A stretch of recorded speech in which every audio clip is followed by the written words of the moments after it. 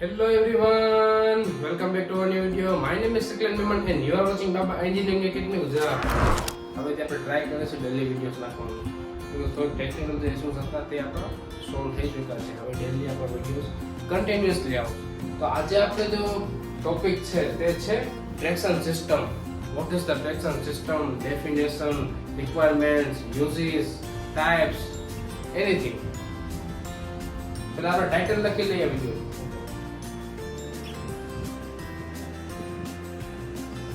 The title is Traction System.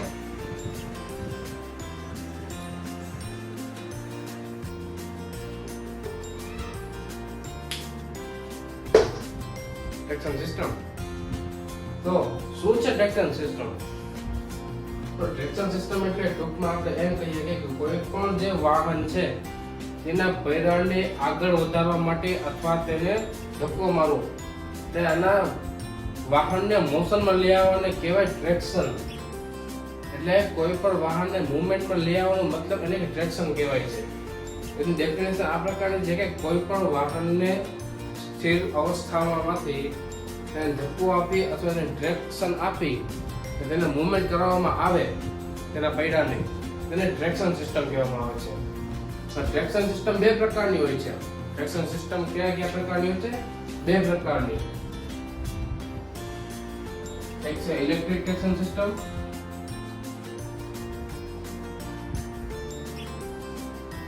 Electric traction system અને બીજી છે નોન ઇલેક્ટ્રિક.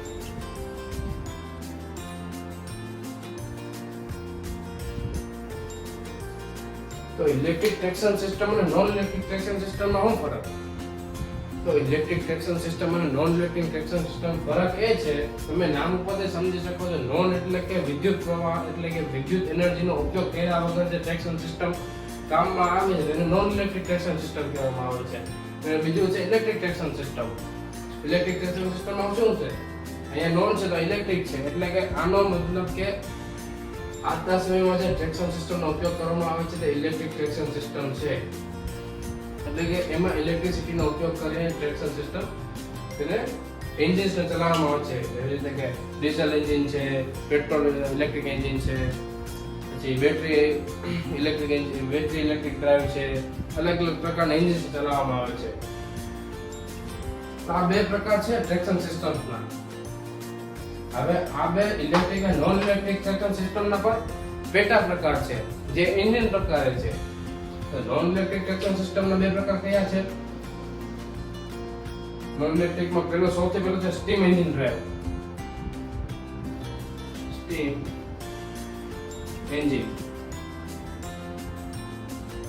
ડ્રાઈવ.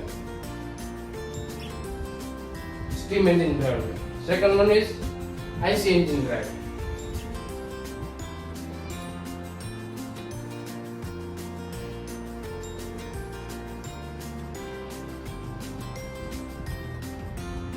તો નોન ઇલેક્ટ્રિક ટ્રેક્શન સિસ્ટમ જે છે આના બે પ્રકાર છે, સ્ટીમ એન્જિન ડ્રાઈવ અને બીજું છે IC engine drive. Steam engine ડ્રાઈવમાં કેવી રીતે હોય છે કે તે પાણીને વરાળ કોલસો જે વાળવામાં આવે અને તેની મદદથી પાણીને વરાળ બનાવવામાં, પાણીને વરાળથી આપણે એન્જિનને તાકાત મળે તેની મદદથી સ્ટીમ એન્જિન ડ્રાઈવ ચાલે. આમાં ફ્યુલનો ખર્ચો ખૂબ જ ઓછો થતો હતો. આ અત્યારે બહુ જોવા મળતા નથી આજના સમયમાં. આજના સમયમાં આ બંને જોવા મળતા નથી. આજના સમયમાં મળે છે આપણને ઇલેક્ટ્રિકલ. પેટ્રોલ ઇલેક્ટ્રિક ડ્રાઈવ છે. આના ઘણા પ્રકાર છે, તમને બતાવું. અરાઉન્ડ 4 પ્રકાર છે આના. પેટ્રોલ ઇલેક્ટ્રિક,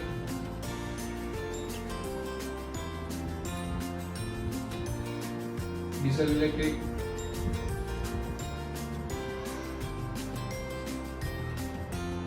બેટરી,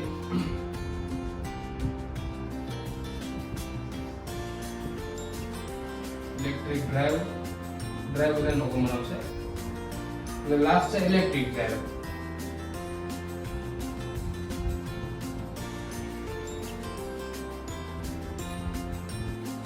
તમને કહી દો, જો ટ્રેક્શન સિસ્ટમના બે પ્રકાર છે.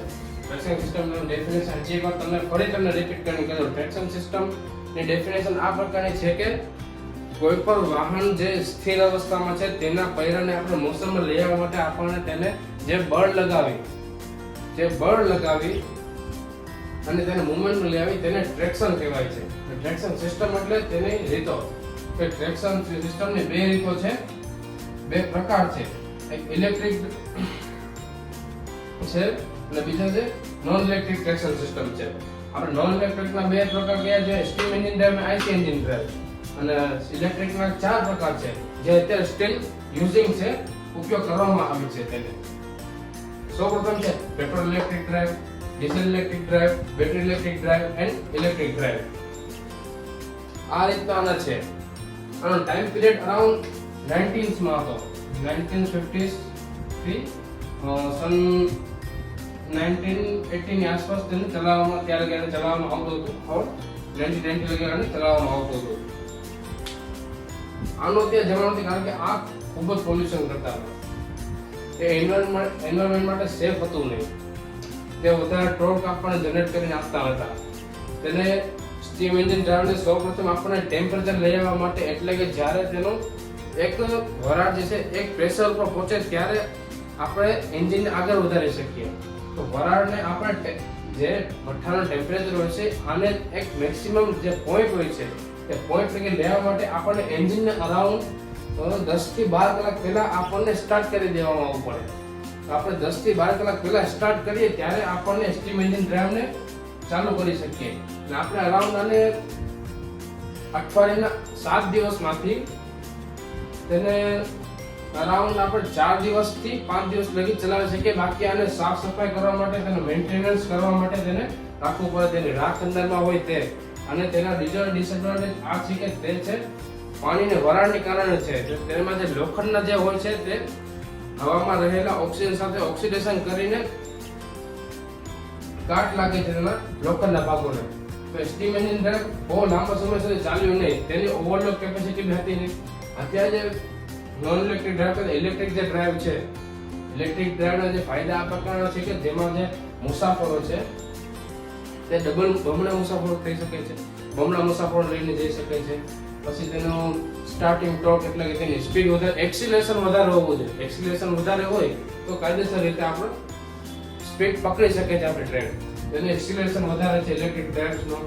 આના પછી તેનો ઓવરલોડ કેપેસિટી એટલે કે તે બમણા મુસાફર અને બમણા માલ સાથે તે ટૂંક સમય માટે ચાલી શકે છે. એટલે કે તેની ઓવરલોડ કેપેસિટી ખૂબ જ સારી છે. આના પછી બેટરી ઇલેક્ટ્રિક ડ્રાઈવ છે, ઇલેક્ટ્રિક ડ્રાઈવ છે. આમાં અલગ અલગ પ્રકારના બો કલેક્ટરને બધું આવે છે. આપણે આવતા લેક્ચરમાં આપણે બધી ડીપમાં જાણીશું. આજે આપણો છે ઇન્ટ્રોડક્શન લેક્ચર છે આપણો જે છે.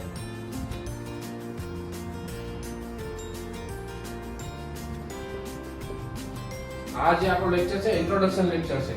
તો આજના લેક્ચરમાં આપણે બહુ ડીપમાં નહીં જઈએ. આપણે ઉપરનું જાણી લીધું છે બધું. હવે આપણે ડીપમાં જાણીશું ક્યારે? કાલે. આપણો નેક્સ્ટ જે લેક્ચર છે તેમાં આપણે બધી ઇલેક્ટ્રિક ડ્રાઈવ છે, નોન ઇલેક્ટ્રિક ડ્રાઈવ છે, તે શું કામ બંધ થઈ ગઈ, તે અત્યારે સ્ટીલ શું કામ ઉપયોગ કરવામાં આવે છે, તેના અમે તમને ઉપરનું જે સહેલું તમને બધી કહી દીધું.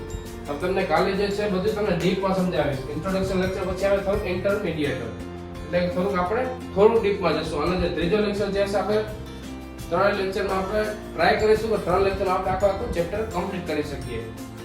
આપણે ઇન્ટ્રોડક્શન લેક્ચરમાં આપણે આટલું રાખીએ. તો તમને આજના લેક્ચરમાં મજા આવી હોય તો તમે બાબા એન્જિનિયરિંગ એકેડમી સબસ્ક્રાઇબ કરજો. Thank you for watching. V will meet shown in next video. So thank you for watching. અને તમારા જે મિત્રો ઇલેક્ટ્રિકલ એન્જિનિયરિંગમાં ઇન્ટરેસ્ટેડ હોય તો તેમને સટાસટ ઠોકીને એને સેન્ડ કરો અને અમારી સાથે જોડાવો. Thank you for watching and we will meet soon. Bye by.